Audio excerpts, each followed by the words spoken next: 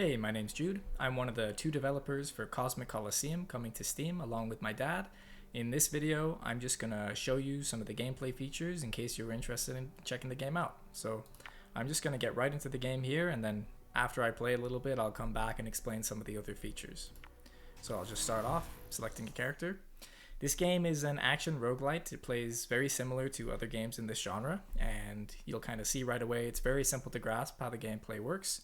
And I'll just kind of explain things as they go. So you'll see in the top right now there's only 10 minutes that you can play at one time with one character before it resets. But ultimately that timer will increase, and I'll explain that at the end. But you can see here waves of enemies come in right away, and then in the top left you have an experience bar. Each enemy you kill gives experience, and then when you level up you can select from 4 upgrades. Each of these upgrades increases your player's power, and as you progress through the game you'll have a different assortment of upgrades that leads to an entirely different play experience each time. So there's a lot of playability, replay value here, so I'll just pick some of them. I'm not going to be able to get through nearly all of them in just one run, but just show you what a few of them do in case you're interested in playing the game. I'll try and pick some exciting ones, but I'll explain this feature here. So some of the upgrades are part of, I guess all of these are part of a set. When you collect all of the upgrades in a set, then you get a specific stronger upgrade that kind of rewards you for seeking that specific build. And there's a lot of sets and a lot of powerful items designed, so this one right here, Railgun, is very good. I might try and get that, but I need 5 items to make that work, so I might not get lucky. We'll see. You can see here before I activated an active ability, so along with the default primary fire that the character has when you load into the game, each character is also going to have a secondary ability that's going to be unique to them. And the secondary ability, well, those will be very different depending on the character, but this one, what happens is when you activate it, you become invulnerable for a period of time. Your movement speed, your reload speed, and your rate of fire all increase while it's active.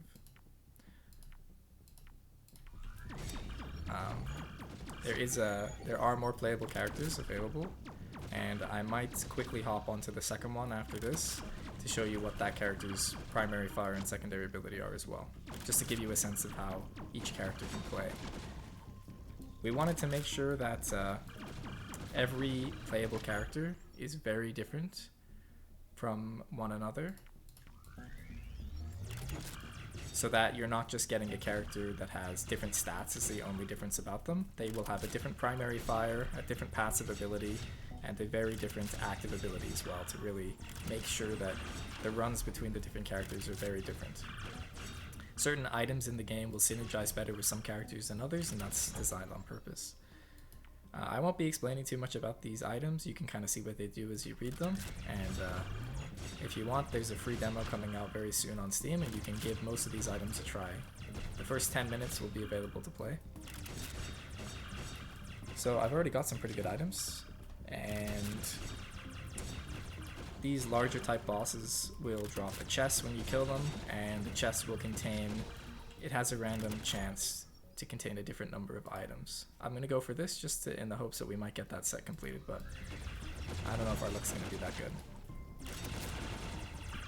So because of the things I picked, I'm already shooting very fast, and one benefit of this first character that you can play is every time you level up, you increase your rate of fire by 5%. So that's a passive bonus that as you get stronger with this character, you'll be shooting faster as well. And the other characters have different passive bonuses that make them stand out.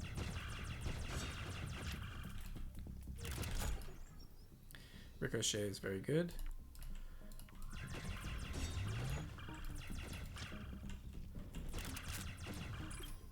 So I'll show you here. Pick up a chest. So I only got 1 item there, but it does have a chance to give you 2 or 3 items as well. And the quality of those items can be any quality. So there are common, rare, and legendary items in this that you can see when you level up, but there are also items that you get from the shop, items you can only get from the final boss, or one of the final bosses, and then items that you can get from only chests, but very rarely. So this is another boss here. Every now and then it charges up a burst of multiple shots, and it's quite hard to dodge, but you can use parts of the terrain to kind of get behind and block those shots. It's good to play with volume for that boss specifically because you kind of hear it ramp up and then you know when it's time to take cover. I'll just get more. Nah, I think I'm good on attack speed, so I'll summon a little robot. The robot's pretty good because it can hit multiple things at once. I'll run over later. This character's second ability can kind of act as a panic button, so that allows you, because you don't take damage when you use it, it's good to escape tricky situations. So I can hear it again. See if I can dodge it there, just barely. I played this game a lot, so I kind of have a good feel for, I mean, I designed all the items and pretty much everything, so I know exactly what to expect, but sometimes it can be very hard to dodge. So right when I level up, I have a brief period of invincibility just because you're stationary when you level up and it would be quite easy to take damage otherwise, so I won't be able to get hit from that, which is good. I did take damage from something, so can't remember when that happened. Just use my active ability there to kind of escape around that corner. And I'll check out the shop here. So this game has a shop. You have 2 currencies in the top right. The top currency is the one that you generate while you're playing, and it only lasts until you either win or until you die, and then it resets when you restart. The second currency is, you would call it a meta currency. It exists outside of the regular gameplay loop, and you can spend that on the main menu to unlock characters and to unlock permanent talents that affect each run that you play. So in the shop you can see here there are items, and then there are these on the right, which are stat increases. So the items, they'll do exactly what they say, and the stats are things that you can buy multiple times. So I'll buy, for example, what can I afford? Well, I can afford this, so I'll buy that. 10 max health, full restore. So we look in the top left, and there we go. And then all of these I can buy multiple times, but each time you do it, the price increases by the value listed. So if I buy this once, it'll go to 10,000. And if I keep buying, it'll go to 15, 20, etc. And the shields, you haven't seen a shield yet, but the same thing will happen there. So I'll escape here. I might take some damage. I narrowly avoided that, but yeah, so that's one mechanism that this game has as well, is you have the upgrades that are available to you, the chests, as well as the shop. So there's quite a few ways that you can get items in this. This is fantastic. So the ricochet that I already have, this allows the projectiles to bounce another 3 times. So in total, each projectile can bounce 4 times before it expires. And it may expire sooner than that, depending on what your range is like, which you can also increase as well. Okay, so I'm doing very well on this one. So I might get all of the items for this set, but for now, a lot of these set bonuses are going to be locked until the full game comes out. Lots of experience here.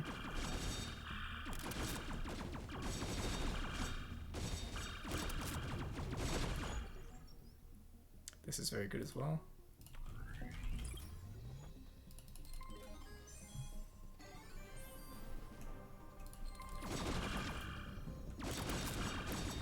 Really, I just want this video to kind of give you a feel beyond just like a trailer would for what the game is like to play.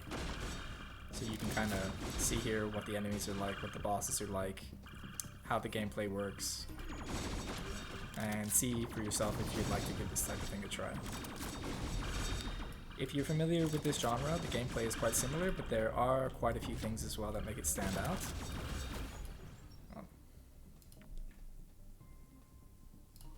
So this boss will kind of trap you. I can't get out either way, and then it'll start jiggling the laser beams here to kind of restrict my play area.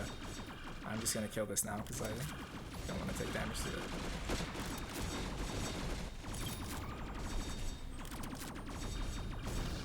Maybe I should have purposefully chosen weaker items to make it seem harder than it is. But a lot of it, some of it's skill, and of course, like these games, a lot of it is also luck about what you get, how many things you get. I don't want that one. We're only going to play 1 run anyway, so I don't think I'm going to die. I'll keep getting this and see if we get it. So as the timer in the top right counts down, the bosses will spawn and the HP of the enemies will get higher. To increase the difficulty, their spawn rates will change, very similar to other games like this.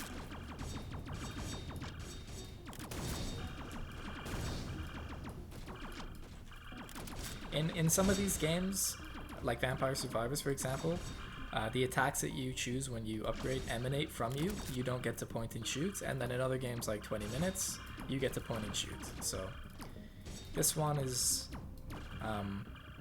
probably the first of kind of this graphical style where you get to point and shoot. It's not a pixel art type game. It's all 3D with physics.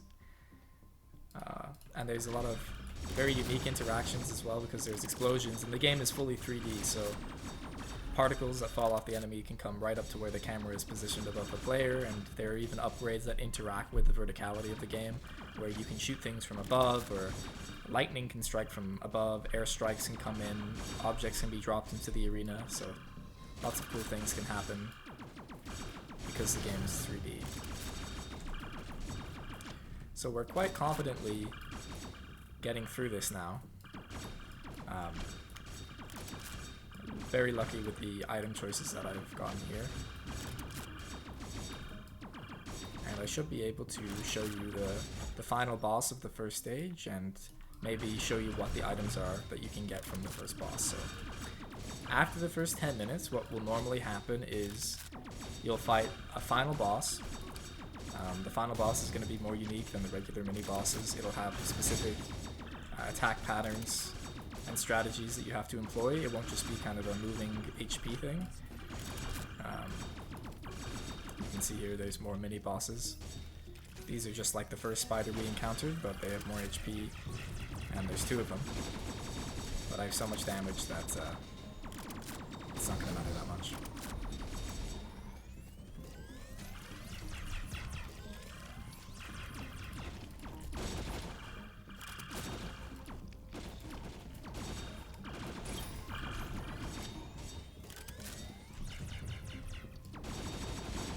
So for the final boss, you kill it, and then you're allowed to pick from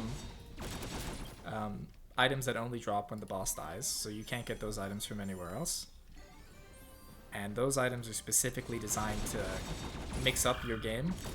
Now you can reject them because of that nature as well. You don't have to choose them if you don't want them, because of how impactful they can be. And after that, the intention is that you do another 10 minutes in the same run in a separate arena with a separate final boss. So ultimately the game will be about 20 minutes long for each individual run, and then after the 20 minutes there will be a final boss that you need to have a chance at defeating. I don't even think we need that other chest. So you can see here all the particles kind of falling off these mechanical scorpion enemies. And these can kind of interact with my projectiles too. You see how I just bounced one off of that. And depending on what weapons you have, if you have explosives, there's grenades and missiles in this game. Those projectiles can shoot right up to the camera. They can push enemies around a little bit, get in your way, or help you out. Depends. But it kind of makes the game a little bit... You just saw one kind of whiz by the camera there, and another one just bounced. It makes the experience a little bit more dynamic and interactive, I think.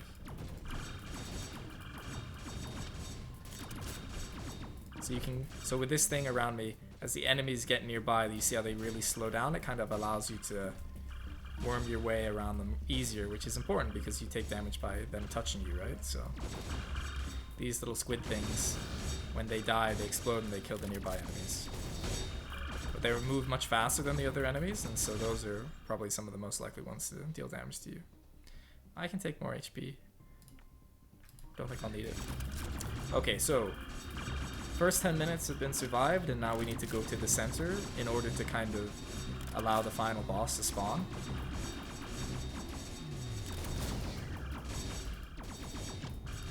So it'll clear all the enemies out for now, at least. That's what it'll do.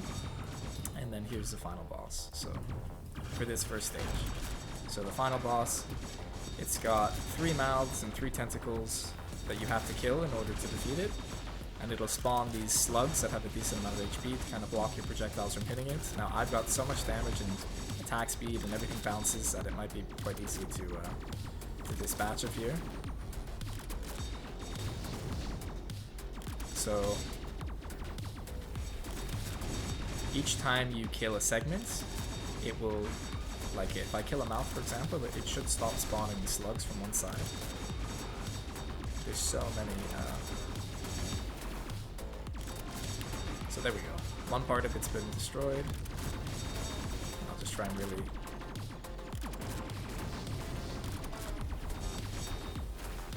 I'm also dealing a lot of critical hits. I must have picked up a lot of items that give me a crit percent chance as well. I guess I haven't spoken about all of the mechanics of the game, but you can score critical hits in this, and you can increase your percent chance to do so. And it looks like I'm getting crits almost all the time, so I must have picked, I think I picked Neural Link is one that I picked. And yeah, a lot of the items are plays on things that exist in real life or pop culture references. Trying to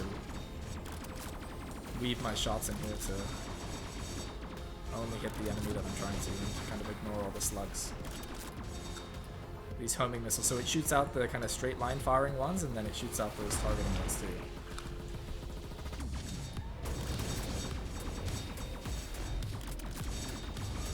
So I should almost kill it here. Is that the last segment, or is there one more? It must be one more. Okay, that mouth. Maybe I can bounce some shots into its mouth. My robot's going for it. There we go. Okay. So it's dead, and then here I can pick up the boss item. Yeah, so here's a really, really impactful one.